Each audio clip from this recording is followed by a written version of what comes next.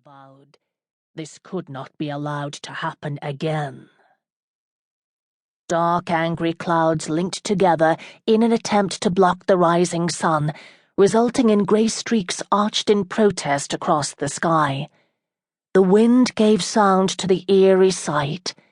Gusty howls intermingled with low, whistled moans that caused the warrior's black mount to prance in agitation, but the knight quickly calmed him, using his heels as his command.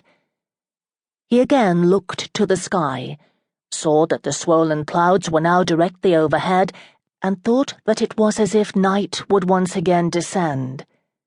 "The weather does naught to quiet my mood," he muttered. Was this a bad omen, he wondered, for he was not entirely without superstition, though he scoffed at those who were ruled by it, ritualistically seeking signs before each and every battle to predict the outcome. The knight once again reviewed his bid for victory, looking for possible flaws in his battle plans, and could find none, yet still he could not feel content. In frustration he picked up the reins and turned the charger, intent on returning to camp before total darkness was full upon him. And it was then that the sky exploded in a silver flash of light, and he saw her. She stood slightly above him on the next rise, and seemed to gaze directly down at him. But she was not looking at him, he realized. No, her gaze was directed beyond him, to the castle below. She sat erect upon a flecked mount, and was flanked by two enormous creatures vaguely resembling dogs, but of what breed he knew not, since their stance suggested more wolf than dog. He drank fully of the picture before him, noting she was slight of stature, with long pale hair free about her shoulders, and even from that distance he could make out well-rounded breasts cupped tightly against the white material of her gown by the force of the persistent wind. His mind could make little order out of what he saw, but that she was indeed more beautiful than any he had ever known. The light receded, but was replaced within seconds by another more powerful burst, and the knight's initial surprise gave way to stunned disbelief. For now he sighted the hawk flying low toward the girl. She seemed unafraid of the beast circling overhead, and in fact raised her hand as if to salute an old friend.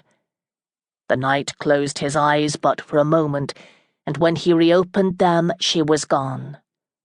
With a start he goaded his steed into motion and raced toward the vision. Horse and rider rounded each tree expertly and with great speed, yet when they reached their destination, she was nowhere to be found. After a time, the knight gave up the search. His mind accepted that what he had seen was real, but his heart insisted she was but a vision, an omen. His mood was greatly improved when he rode full gallop into camp. He saw that his men were mounted and ready. Nodding his approval, he gestured for his lance and his shield, bearing his coat of arms.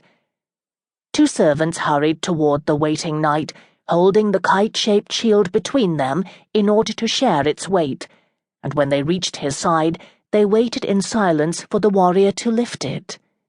To their confusion, the knight hesitated, a small smile lifting the corners of his mouth, and stared for long seconds at the shield below him. His next action further bewildered not only his servants, but his watching followers as well, for he leaned down, and with his index finger slowly traced the outline of the hawk embedded upon the shield. He then threw back his head and relented to a deep, resounding laugh, before effortlessly lifting first his shield with his left hand and the lance with his right. Raising both high into the air, he gave the cry for battle. Chapter 1. Long, thin fingers of light slowly began their ritualistic climb into the darkness, uninhibited by clusters of pale and empty clouds in their unchallenged bid to bring forth the dawn. Elizabeth leaned against the splintered frame of the hut's open doorway,